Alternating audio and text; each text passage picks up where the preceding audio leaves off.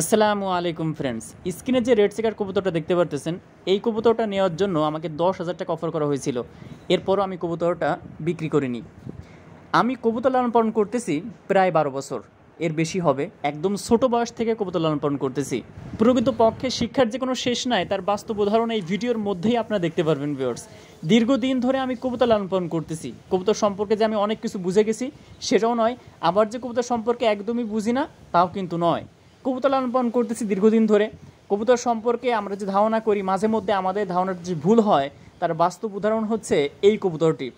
নিশ্চয়ই আপনারা জানেন যে এই রেড চেকার কবুতরটি আমরা কালেক্ট করছিলাম এবং এই কবুতরের পিছনে ছিল মিলি, অর্থাৎ সুপার মিলি জেনারেশনের কবুতর। এই রেড চেকারটা আমাকে 10,000 টাকা অফার করা হয়েছিল কবুতরটা নেওয়ার জন্য।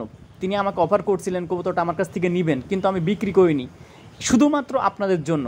কারণ এই কবুতরটা নিয়ে আমি ডিম বাচ্চা করব, এখান থেকে আমি ব্রিড নিব এবং যারা কন্টিনিউ রেস করছেন তাদের কাছে এর জেনারেশন পাঠানো। কারণ ইদানিংকালে আমাদের কাছ থেকে যারা কবুতর নিচ্ছেন তারা কিন্তু রেস করার জন্যই নিচ্ছেন আলহামদুলিল্লাহ। যেমন যশোরের সবুজ ভাইয়া, তিনি 2 বছর আগে 3 বছর আগে আমার কাছ থেকে কবুতর নিয়েছিলেন। আলহামদুলিল্লাহ, আমার যে মিলি জেনারেশনের কবুতর ছিল সেই জেনারেশনের কবুতর নিয়েছিলেন এবং সেই মিলি কিন্তু 14তম হয়েছে। তিনি আরও এক পেয়ার বেবি আমার কাছ থেকে নিয়ে গিয়েছে, সেটা হচ্ছে আপনার সবজি ছিল, এর পিছনে লাইনটা ভুলে গেছি। যাই হোক, তো তিনি আরও কিছু কবুতরের বেবি আমার কাছ থেকে নেবেন। সো যারা কন্টিনিউ রেস করছেন, তারাই কিন্তু আমাদের কাছ থেকে কবুতর নিচ্ছেন। এর কারণেই এই সব কবুতরগুলো আমরা কালেক্ট করছি যারা বাংলাদেশে আলহামদুলিল্লাহ কন্টিনিউ রেস করছে। সুপার মিলির যে জেনারেশনটা ন্যাশনাল রেসে, তার কিন্তু অসংখ্য রেজাল্ট রয়েছে। ফার্স্ট যে কতগুলো হয়েছে তার কোনো ঠিক নাই, সেকেন্ড, থার্ড এবং তার বাচ্চা কাচ্চা সবাই কিন্তু ফার্স্ট হয়, সেকেন্ড হয়, থার্ড হয়, 10%, 20% এইরকম কিন্তু তাদের রেজাল্ট। সো সেই জেনারেশনের কবুতর আমি নিয়ে আসছি। এখন এই কবুতরটা আমি কালেক্ট করছিলাম মূলত মাদি হিসাবে, অর্থাৎ মাদি আমার প্রয়োজন ছিল। আমার লফটে একটা নর আছে যেটা রেস করা, সেই রেস করা নরের সঙ্গে আমি এই কবুতরটা নিয়ে আসছিলাম আপনার জোড়া দেওয়ার জন্য।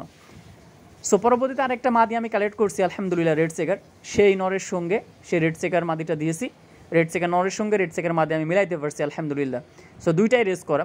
এখন এই কবুতরটা আমি নিয়ে আসছিলাম মাদি হিসাবে। বাসায় যখন নিয়ে আসছি 10 দিন পরে আমি বুঝতে পারলাম আসলে কবুতরটা মাদি নয়, নর।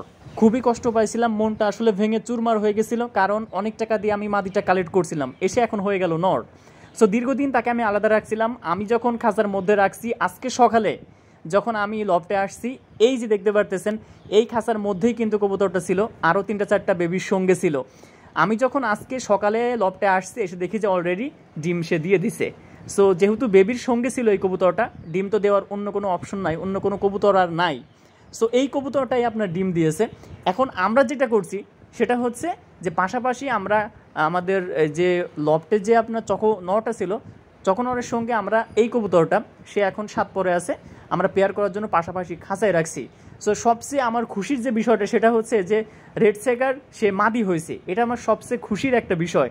আর এখানে যে আপনার চকোর যে কবুতরটা, মিউলিম্যান্স লাইনের যে কবুতরটা, এর পিছনেও অসংখ্য রেজাল্ট রয়েছে, এরূপে ডিগ্রি রয়েছে। সো এখন আমরা রেড চেকার এবং আপনার মিউলিম্যান্স অর্থাৎ চকো, এই দুইটা পেয়ার করব। সো দেখা যাক বেবিগুলো কেমন আসে, পরবর্তীতে আপডেট ইনশাল্লাহ আপনারা জানতে পারবেন।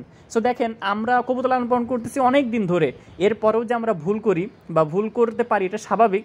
তার বাস্তব উদাহরণ হচ্ছে এই মাদিটা। আমিও বুঝতে পারি নাই, 5 পরে ছিল, 6 পরে ছিল। আমি ভিডিও আপলোড করছিলাম, আপনারা অনেকেই বলছিলেন যে কবুতরটা আপনার নর হবে, আমিও সেটা মনে করছি নর হবে। প্রকৃত পক্ষে কবুতরটা নর হয় নাই, সেটা কিন্তু মাদি হয়েছে। সো খুব ইন্টারেস্ট একটা বিষয়। সো সবাই ভালো থাকবেন, সুস্থ থাকবেন, সাবস্ক্রাইব করে পাশে থাকবেন। আসসালামু আলাইকুম।